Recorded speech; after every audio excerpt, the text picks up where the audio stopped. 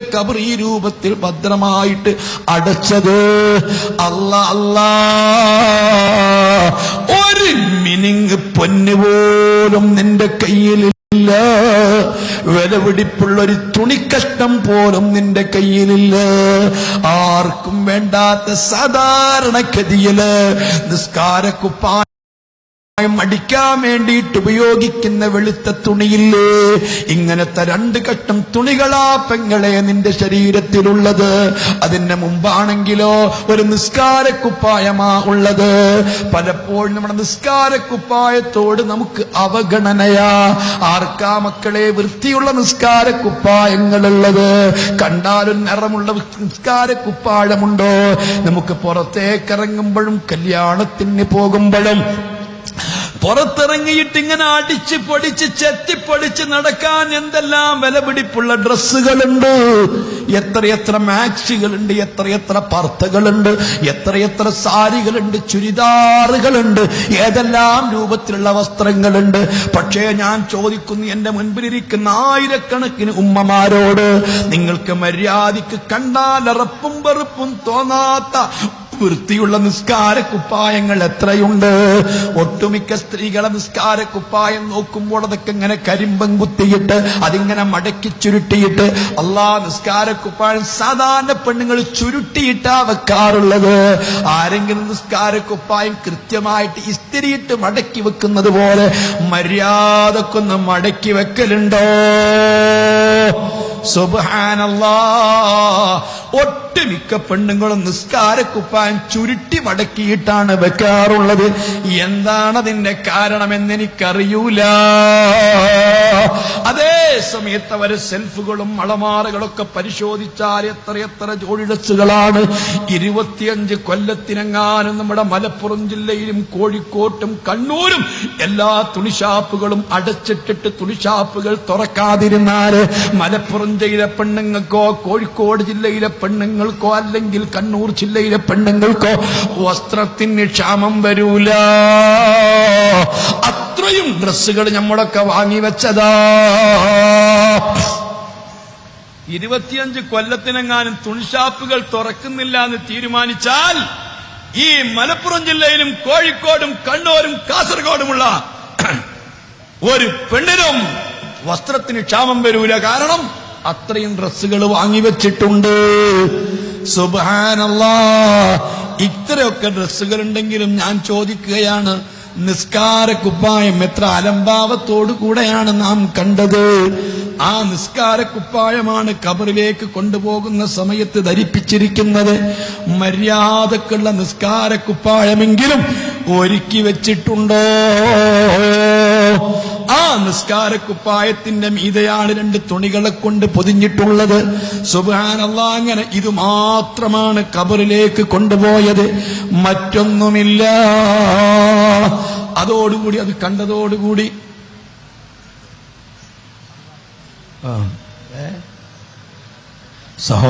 സഹോദരിമാരെ, നമ്മുടെ കുട്ടികള് ടിൻ കലക്ഷന് വരുന്നുണ്ട്. എല്ലാവരും നല്ല പോലെ സദക്ക ഇട്ട് കൊടുക്കണം എന്ന് പ്രത്യേകം ശ്രദ്ധയിൽപ്പെടുത്തുന്നു. പെടുത്തേണ്ടതില്ല, അല്ലാതെ തന്നെ നിങ്ങളൊക്കെ കൊടുക്കും. അതുകൊണ്ട് ചെറിയ കുട്ടികൾ പാട്ടയുമായി വരുമ്പോൾ നിങ്ങൾ നല്ല സദക്ക നൽകണം. സ്വർണങ്ങൾ ഉള്ളവർ അതിട്ട് കൊടുക്കണം. അല്ലാഹു തആല നമുക്കൊക്കെ ബറക്കത്ത് ചെയ്യുമാറാവട്ടെ. സഹോദരിമാരെ, അങ്ങനെ ഈ സ്വന്തം ഭർത്താവും കുടുംബവും ആങ്ങളമാരും ബന്ധുക്കളും എല്ലാം ഖബറിന്റെ അടുത്ത് ഇങ്ങനെ വളരെ ശ്രദ്ധയിൽ നോക്കി നിൽക്കുന്നതിനോട് കൂടെയാണ് ഈ ഖബറിലേക്കുള്ള എല്ലാ ഹോളുകളും അടയ്ക്കുന്നത്. അടച്ചിട്ട് ഖബർ മൊത്തം മണ്ണുകൊണ്ട് തേക്കുന്നത്. ഇനി ഒരു ചെറിയ ദ്വാരം പോലും ഈ ഖബറിലേക്കില്ല. ആ മയ്യത്ത് കൊണ്ടുപോയപ്പോൾ കൊണ്ടുപോയിരുന്ന പായ തിരിച്ചു പോന്നു, പുതപ്പ് തിരിച്ചു പോന്നു, സ്ട്രെച്ചർ തിരിച്ചു പോന്നു, കട്ടിൽ തിരിച്ചു പോന്നു. ബന്ധുക്കളോ കുടുംബങ്ങളോ ആങ്ങളമാരോ അവരും തിരിച്ചു പോരുകയാണ്. ആ ഖബറിലേക്ക് നിന്റെ കൂടെ കൊണ്ടുപോയത് നീ ചെയ്ത അമലൊന്നു മാത്രമാണ്. നിന്റെ നിസ്കാരം നിന്റെ കൂടെയുണ്ട്, നീ ഖുർആൻ ഓതിയത് നിന്റെ കൂടെയുണ്ട്, നീ കൊടുത്ത ദാനധർമ്മങ്ങൾ നിന്റെ കൂടെയുണ്ട്, നീ ചെയ്ത എല്ലാ ഹിതും നീ ദീനീ കാര്യങ്ങളും കൂടെയുണ്ട്, പാവപ്പെട്ടവർക്ക് ഭക്ഷണം കൊടുത്തത് നിന്റെ കൂടെയുണ്ട്, അതിന്റെ എല്ലാം റെക്കോർഡ് നിന്റെ കൂടെയുണ്ട്. നിന്റെ ആത്മാവിന്റെ കൂടെ അതെല്ലാം കൊണ്ടുപോയിരുന്നു. പക്ഷേ ഖബറിലേക്ക് ഇറക്കി വെച്ച സമയത്ത് അത് മുഴുവൻ നിന്റെ കൂടെയുണ്ട്. ഹബീബ് പഠിപ്പിച്ചു, യർജുഇ സിനാനി വയബ്ഖാ അമലുഹു, അമല് മാത്രം തന്റെ ഖബറിൽ കൂടെയുണ്ട്. ഈ വളരെ പ്രിയപ്പെട്ട നിന്റെ പ്രിയപ്പെട്ട മക്കളും ഉറ്റവരും ഉടയവരും ഖബറിന്റെ ചുറ്റുഭാഗത്ത് നിന്നുകൊണ്ട് ഇനി ചെയ്യാൻ പോകുന്നതെന്താണ്? അവരതാ ഈ ഖബറിന്ന് കുഴിച്ചെടുത്ത മണ്ണ് 3 പിടിവാരി നിന്റെ ഖബറിന്റെ മുകളിലേക്ക് എറിയുകയാ. മിൻഹാ ഖലഖനാകും വഫിഹാ നുഈദുകും വമിൻഹാ നുഖ്രിജുകും താറത്തൻ ഉഖ്റാ എന്ന് പറഞ്ഞുകൊണ്ട് 3 പിടി മണ്ണ് നിന്റെ ഖബറിലേക്ക് എറിഞ്ഞു. നിന്റെ ഖബറിന്റേക്ക് നിന്റെ മേൽ മുകൾ ഭാഗത്തേക്ക് മണ്ണിടുന്ന സമയത്ത് ഇത് എന്റെ പ്രിയപ്പെട്ട ഭാര്യയാണെന്ന് ചിന്തിച്ചില്ല, ഉമ്മയെന്ന് ചിന്തിച്ചില്ല, എന്റെ പ്രിയപ്പെട്ട പെങ്ങളെന്ന് ചിന്തിച്ചില്ല. കൂടിയിരുന്നവരൊക്കെ മണ്ണിട്ടതിന് ശേഷം സുബ്ഹാനല്ലാഹ് കൈക്കോട്ട് കൊണ്ട് കബറൊക്കെ അതാ മണ്ണ് കൊണ്ട് നിറയ്ക്കുകയാണ്. മണ്ണുകൾ നിറച്ചു. ഇനി തിരിച്ച് വരവില്ല, കാണലില്ല, നീയായി നിന്റെ പാടായി. അങ്ങനെ ആ ഖബറിന്റെ കാൽക്കൽ ഭാഗത്തും തലക്കുഭാഗത്തും 2 മീസാൻ കല്ലും കുത്തി ഒരു ചെടിയും കുഴിച്ചിട്ട് ഒരു തൊട്ടി വെള്ളമൊഴിച്ചാൽ സുബ്ഹാനല്ലാഹ്. പിന്നീട് നിന്റെ ഖബറിനെ പറ്റി നിനക്ക് കേൾക്കണോ? ഹബീബ് റസൂലുള്ളാഹി സ്വല്ലല്ലാഹു അലൈഹി വസല്ലമ തങ്ങൾ പറയുന്നു, എല്ലാവരും പിരിഞ്ഞു പോരുകയാണ്. അല്ലാഹ്, ഇത് എന്റെ പ്രിയപ്പെട്ട ഭാര്യയാ. 1-2 അന്തി 1-2 രാത്രികൾ എന്റെ ഭാര്യയോടൊന്നിച്ച് ഞാനൊന്ന് താമസിക്കട്ടെ. ഒരു ഭർത്താവും ചിന്തിച്ചില്ല. 1-2 ദിവസം എന്റെ ഉമ്മ ഇവിടെ ഒന്ന് ചേലാകുന്നത് വരെ, പരിചയമാകുന്നത് വരെ ഞാനൊന്ന് കൂടെ കിടക്കട്ടെ. ഒരു മകനും ചിന്തിച്ചില്ല. അല്ലാ, കാലച്ചെറുപ്പത്തിൽ എന്നെ കുളിപ്പിച്ച് എന്നെ ചുമന്നിട്ട് എനിക്ക് വേണ്ടി സർവ ഖിദ്മയും ചെയ്ത എന്റെ പ്രിയപ്പെട്ട പെങ്ങളാ. ഈ പെങ്ങളോടൊന്നിച്ച് 1-2 രാത്രി ഞാനൊന്ന് താമസിക്കട്ടെ. ആങ്ങളെ ചിന്തിച്ചില്ല,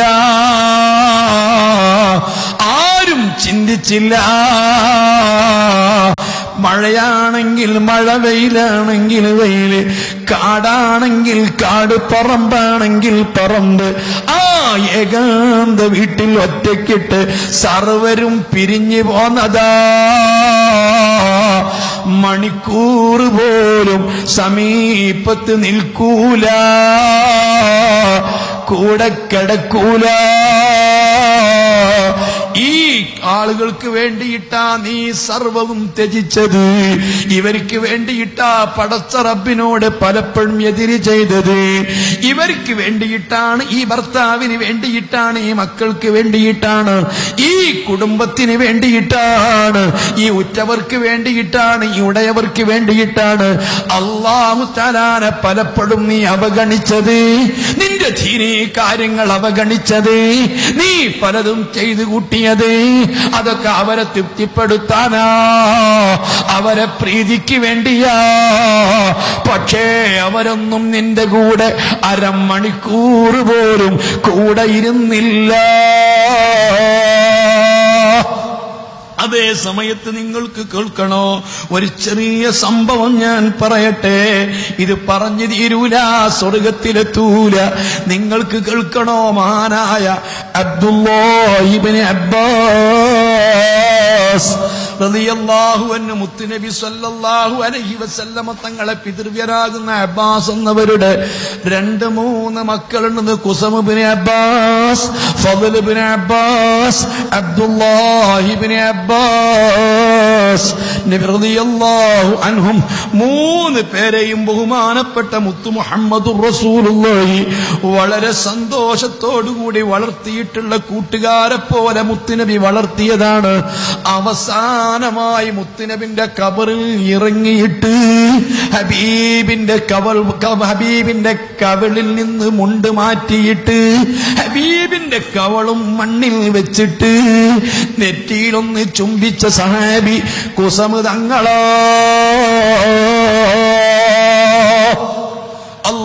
റസൂലുള്ളാഹി സ്വല്ലല്ലാഹു അലൈഹി വസല്ലമ തങ്ങളെ ചുണ്ട് കണ്ടപ്പോ ബഹുമാനപ്പെട്ട ഖുസമിന് തോന്നി, അല്ലാ, എന്റെ മുത്തുനബി മരിച്ചിട്ടില്ല, ഉറങ്ങിക്കിടക്കുകയാ, അവിടുത്തെ ചുണ്ടുകൾ ചലിക്കുകയാ, അവിടുന്ന് എന്തോ പറയുകയാ, എന്തൊരു സുഗന്ധമാ.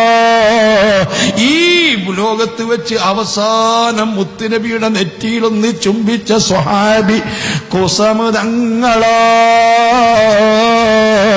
ആ ഖുസം റളിയല്ലാഹു അൻഹു തങ്ങളും ഫദ്ൽ തങ്ങളും അതുപോലെ തന്നെ മഹാനായ അബ്ദുല്ലാഹി ഇബ്നു അബ്ബാസ് റളിയല്ലാഹു അൻഹു കാലച്ചെറുപ്പത്തിൽ തന്നെ മുത്തുനബി സ്വല്ലല്ലാഹു അലൈഹി വസല്ലമ തങ്ങളോടൊപ്പം ജീവിച്ചിരുന്നതാ.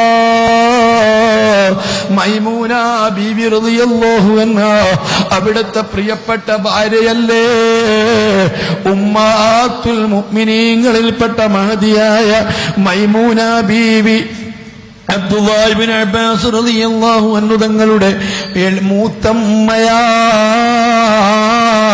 അഥവാ തന്റെ മാതാവിന്റെ സഹോദരിയാണ്. അതേ അബ്ദുല്ലാഹ് ഇബ്നു അബ്ബാസ് തങ്ങൾ പലപ്പോഴും മുത്തുനബിന്റെ വീട്ടിലേക്ക്, എളീമയുടെ വീട്ടിലേക്ക് വിരുന്ന് വരാറുണ്ട്. അന്ന് മാനവർക്ക് വളരെ കുറഞ്ഞ പ്രായമാണ്, 10-11 വയസ്സ് പ്രായമുള്ള സമയമാണ്. മുത്തുനബി വഫാത്താകുന്ന സമയത്ത് ബഹുമാനപ്പെട്ടവർക്ക് 13 വയസ്സാണ്. ബഹുമാനപ്പെട്ട അബ്ദുല്ലാഹ് ഇബ്നു അബ്ബാസ് റളിയല്ലാഹു അൻഹു തങ്ങൾ രാത്രി സമയത്ത് നബി സല്ലല്ലാഹു അലൈഹി വസല്ലമ തങ്ങളോടൊപ്പം വീട്ടിൽ കിടക്കുന്നു. മൈമൂന ബീവി റളിയല്ലാഹു അൻഹയുടെ വീട്ടിലാണ് നബി സല്ലല്ലാഹു